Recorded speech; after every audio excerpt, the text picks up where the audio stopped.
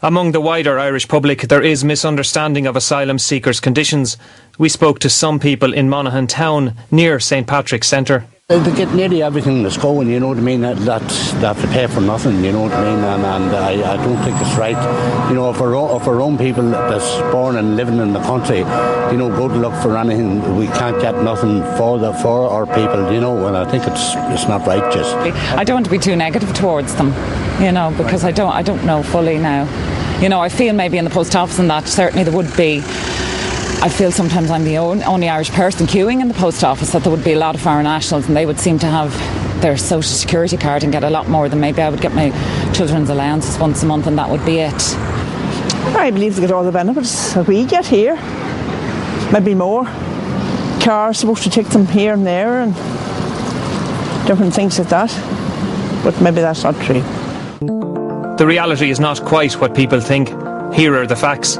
Asylum seekers are barred from receiving social welfare. They receive an allowance of €19.10 each per adult per week and €9.60 for children. And they qualify for, though don't always get, a clothing allowance of up to €150 every 6 months. For an adult, it works out at a maximum of €25 per week. The state pays for asylum seekers' bed and board in dedicated hostels around the country under a system called direct provision. They can be isolated in isolated areas. I think that they're very institutional. They're not able to make their own food. There are many nationalities living together in very cramped conditions. The people are living in the hostel for too long of a time. Like they're living there for a longer time that would be expected of any human being. For example, people are living there for 5 years, for 6 years. That is really, really uncalled for. And for asylum seekers living in hostels, the wait is actually growing.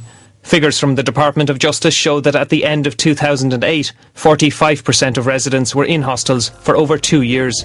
By last September, that had risen to 65%, and most of those were living in hostels for longer than 3 years. All hostels are inspected to ensure they pass basic standards, but St Patrick's Accommodation Centre in Monaghan town, home to 200 asylum seekers, has been spotlighted over concerns about damp, overcrowding and food.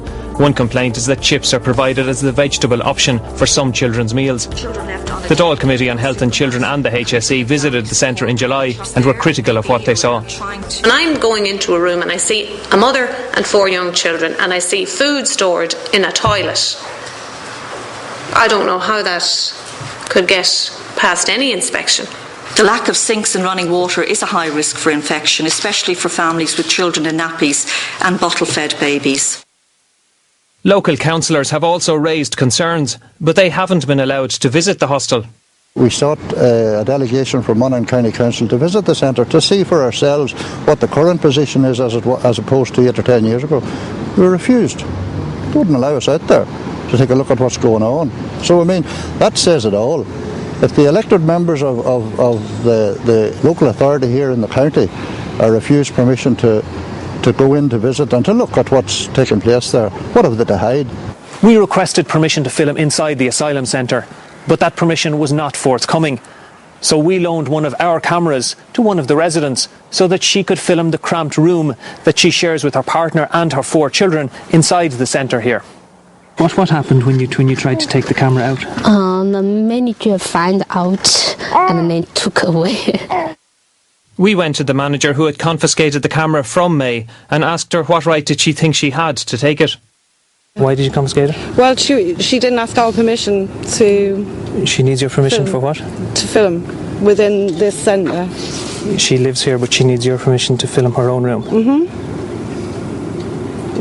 Why? Under what law is that? Do you mind me asking? I have no idea on the law, but, you know, she needs written permission to film it within the centre. Can I have the camera back, please? It's RT property. I would need written. You don't need written permission for me to request my... Well, I have been told that we need a request in writing. Who told you that? My boss. Over 2 hours after it was confiscated, the manager returned the camera, but the images that May had shot of her own room had been deleted.